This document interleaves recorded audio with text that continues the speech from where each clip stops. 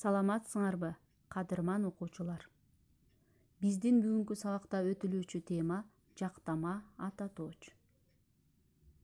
Жалпыланган заттык маанини үч жактын бирине жекелик, көптүк санга тиешелүү кылып көрсөткөн ата тоочтор жактама ата тооч деп аталат. Жактама ата тоочторго мен, сен, ал, биз, сиздер, силер, алар деген сөздөр кирет да, ким, кимдер деген суроолорго жооп берет. Балдар, эсиңерде болсун. Сен, ал деген жактама ата тоочторго көптүк лар мүчөсү уланганда уңгусу өзгөрүп кетет. Мисалы: ал, алар, сен, силер. Дагы бир айтып кетүүчү нерсе, кээде силер деген көптүк сандагы жактама ата тооч жекелик санда да колдонулуп калат. Мисалы: силер качан кетесиңер? Силерди чакырып келдим. Байкадыңарбы? Жактама ата тооштун жакталышы. Жекелик түрү: биринчи жак мен, экинчи жак сен, сылык түрү сиз, үчүнчү жак ал. Көптүк түрү: биринчи жак биз, экинчи жак силер, сылык түрү сиздер, үчүнчү жак алар. Жактама ата тооштун морфологиялык белгилери, балдар. Биринчи, жактама ата тооштор жекелик, көптүк санда айтыла берет. Мисалы: мен, сен, ал, биз, силер, алар. Экинчи, жөндөмөлөр менен жөндөлөт. Мисалы: атооч мен, илик менин, барыш мага, табыш мени, жатыш менде, чыгыш менден.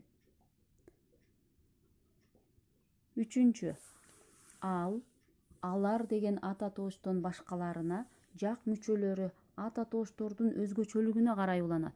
Мисалы: менмин, сенсиң, сизсиз, бизсиз, силерсиз, сиздер. Төртүнчү, жалпы таандык ныкы мүчөсү жалганат.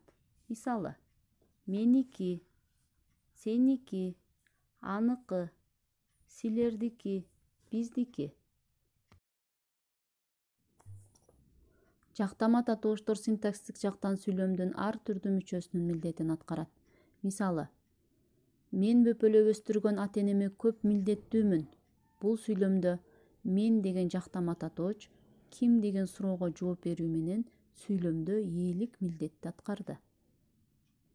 Ырдаган биз.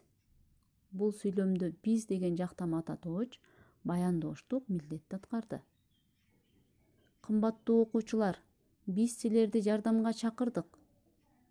Бул сүйлөмдө силерди деген жактама ата тооч кимдерди деген суроого жооп берүү менен толуктооштук милдетти аткарды.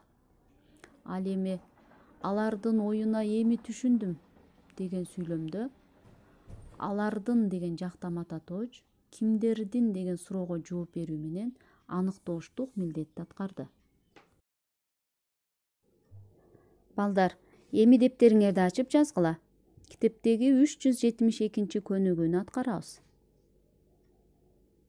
Көнүгүүдө берилген сүйлөмдөрдү алгач окуп, андан кийин дептериңерге жазып, сүйлөмдөрдөгү жактама ата тоочторду тапкыла. Биринчи сүйлөм.